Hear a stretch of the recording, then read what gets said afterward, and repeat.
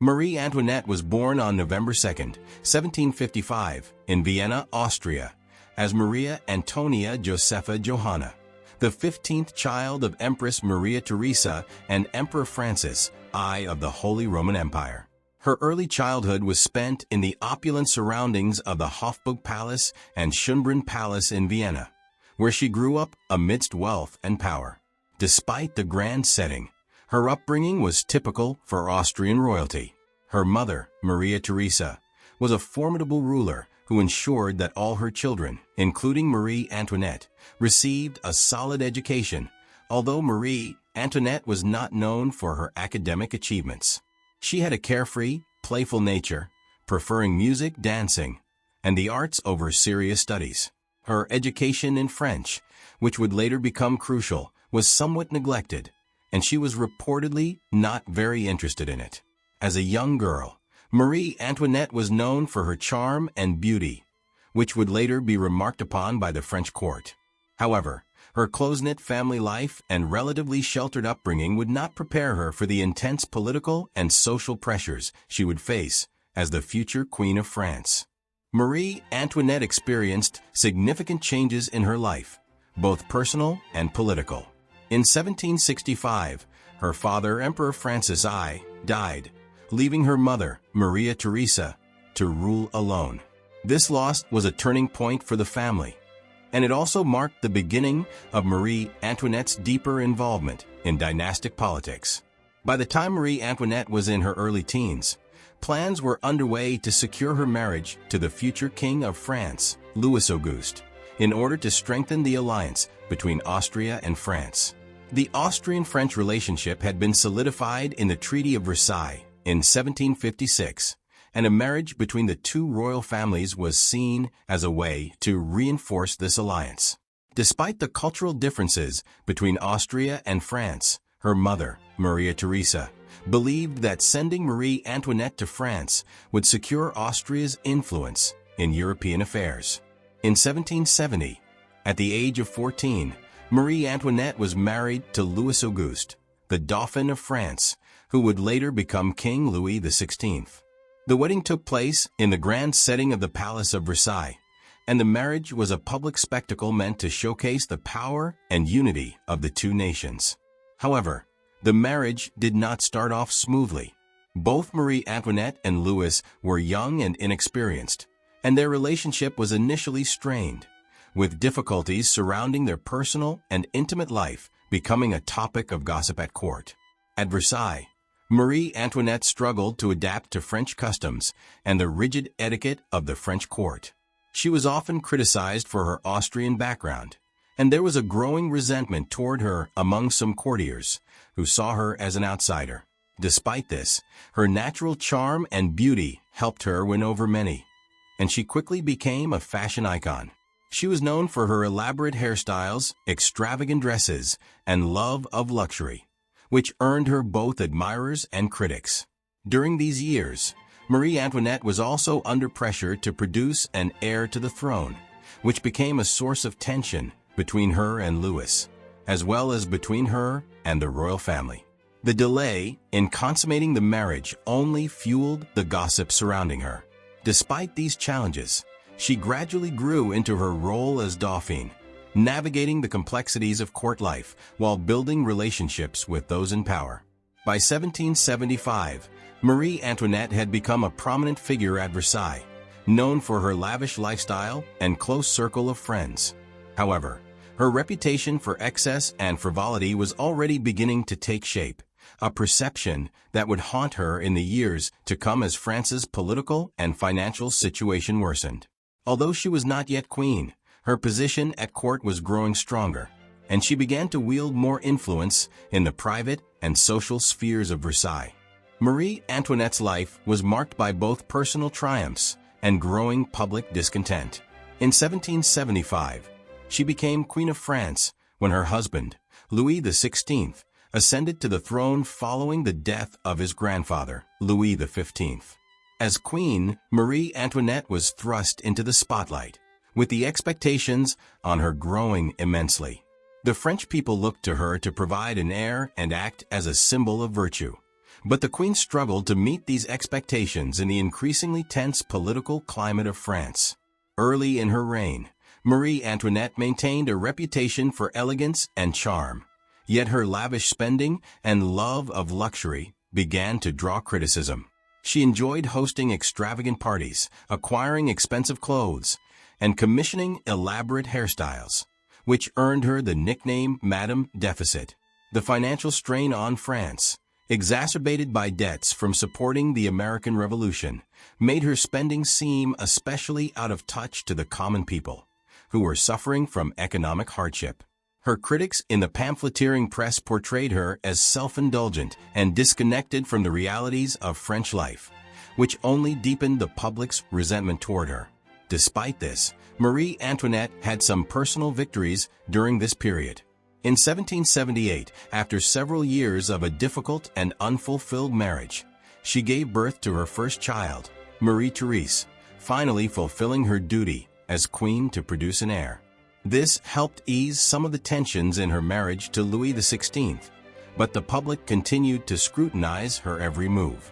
In 1781, she gave birth to a son, Louis Joseph, the long-awaited Dauphin of France. This birth was celebrated across the country, but it did little to curb the negative perception of her lifestyle.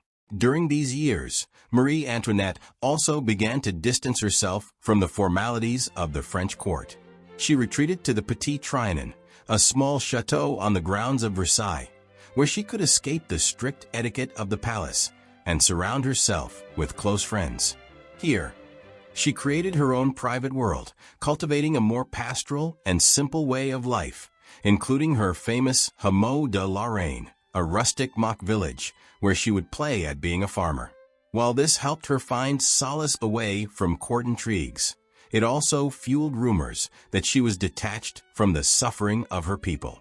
Politically, Marie Antoinette faced mounting difficulties.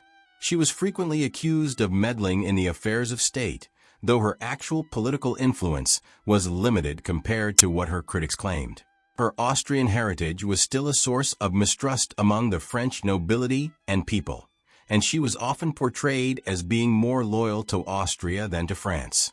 This perception was heightened by her correspondence with her brother, Emperor Joseph II of Austria, leading some to believe that she was acting as a foreign agent within the French court. By 1785, Marie Antoinette's reputation was further damaged by the diamond necklace affair, a scandal in which she was falsely implicated in a scheme to defraud the crown jewelers of a costly diamond necklace.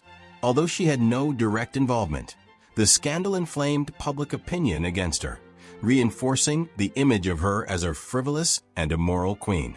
The pamphlets and caricatures that circulated painted her in the most damaging light, and her name became synonymous with the monarchy's excess and corruption.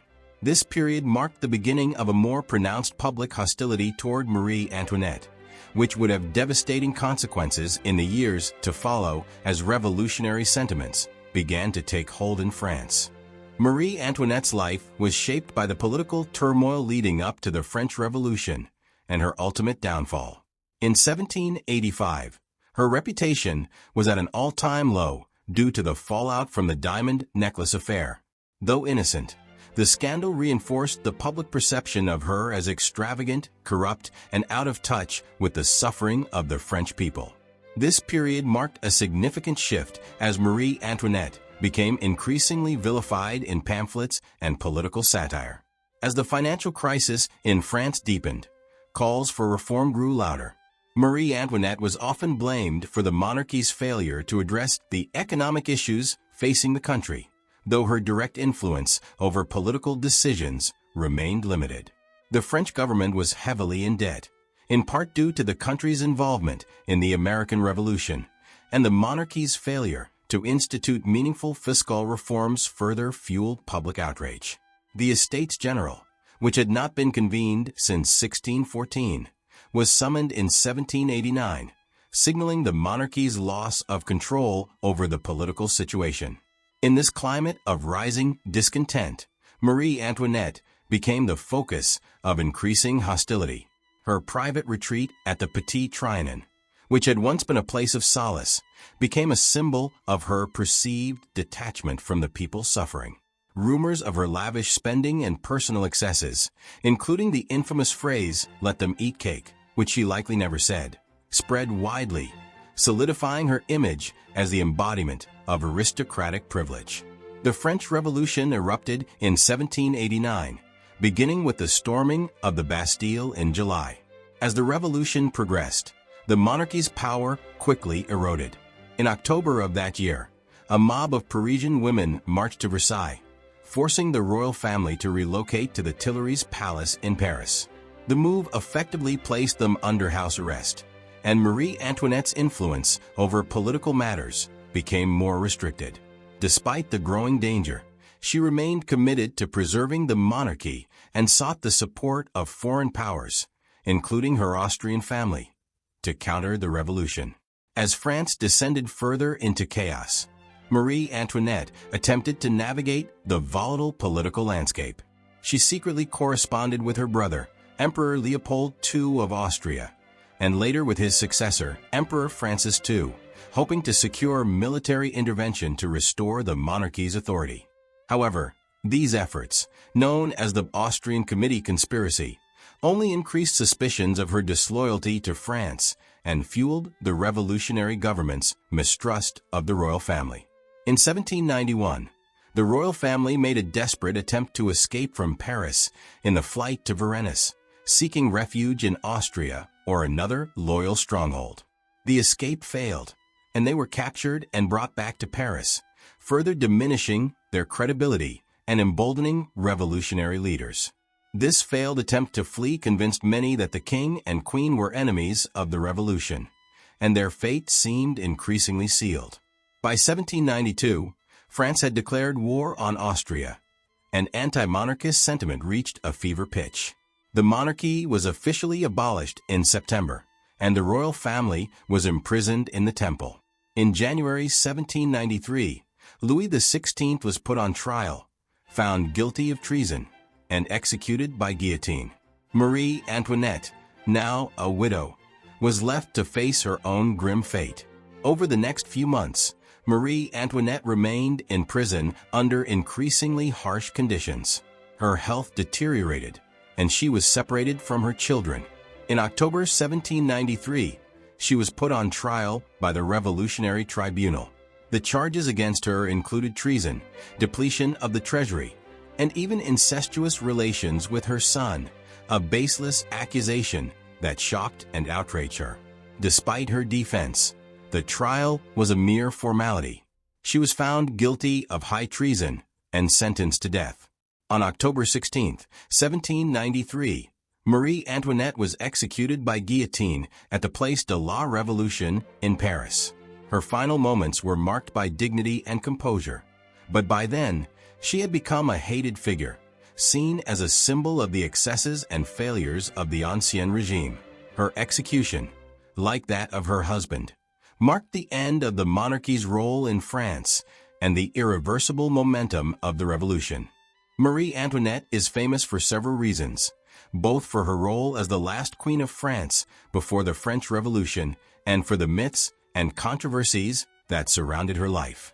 Her fame comes from a combination of her personal story, her symbolic role in the downfall of the French monarchy, and the cultural legacy she left behind. Queen during a revolutionary era. Marie Antoinette's position as queen during one of the most turbulent periods in French history made her a central figure in the narrative of the French Revolution. As the wife of King Louis XVI, she represented the aristocracy and the monarchy at a time when both were under intense scrutiny. The revolution sought to overthrow the absolute monarchy, and she, along with her husband, became the focus of public anger and resentment. Symbol of aristocratic excess. One of the main reasons for her notoriety was her reputation for extravagance and lavish spending. Her love for luxury, fashion, and elaborate parties contributed to her image as the epitome of aristocratic excess. The nickname Madame Deficit reflected the public perception that her excessive spending was a major factor in France's financial crisis, though in reality, The country's economic problems were far more complex and rooted in long-standing systemic issues. The "let them eat cake" myth. Marie Antoinette is famously and falsely attributed with the phrase "let them eat cake" when told that the people of France were starving due to a lack of bread. Although there is no historical evidence that she ever said this, the quote became a powerful symbol of her supposed indifference to the suffering of the French people and helped to cement her reputation as callous and out of touch. Political intrigue and scandal. Her involvement or perceived involvement in political affairs also added to her fame. The diamond necklace affair, a scandal in which she was falsely accused of attempting to defraud the crown jewelers, further damaged her reputation. Although she had no part in the scheme, the scandal fueled public outrage and helped to solidify her image as manipulative and corrupt. The French Revolution and her death. The dramatic nature of her downfall, going from queen to prisoner to guillotine, has captivated people for centuries. The trial and execution of Marie Antoinette were highly publicized and seen as symbolic of the end of the Ancien regime. Her death by guillotine in 1793 became a defining moment in the revolution, turning her into a martyr figure for royalists and a cautionary tale about the consequences of aristocratic privilege for revolutionaries. Cultural and fashion icon.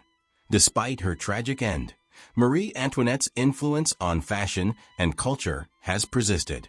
Her love of fashion, particularly her elaborate hairstyles and gowns, set trends across Europe during her lifetime and has continued to inspire modern fashion, art, and film. She became a symbol of luxury and opulence, and her aesthetic has been romanticized over the years, particularly in popular media. Historical myths and legends. Over time, Marie Antoinette's life has been mythologized. She has been depicted in various ways, as a victim of the revolution, as a frivolous queen, as a misunderstood woman trapped in a political storm, or as a scapegoat for France's deeper problems. These contrasting portrayals have kept her name alive in public imagination. Ultimately, Marie Antoinette is famous not just because of her personal actions, but because she became a symbol of the excesses of the monarchy and the dramatic social changes of the late 18th century. Her life story reflects the complexities of power, privilege, and the revolution that forever changed France.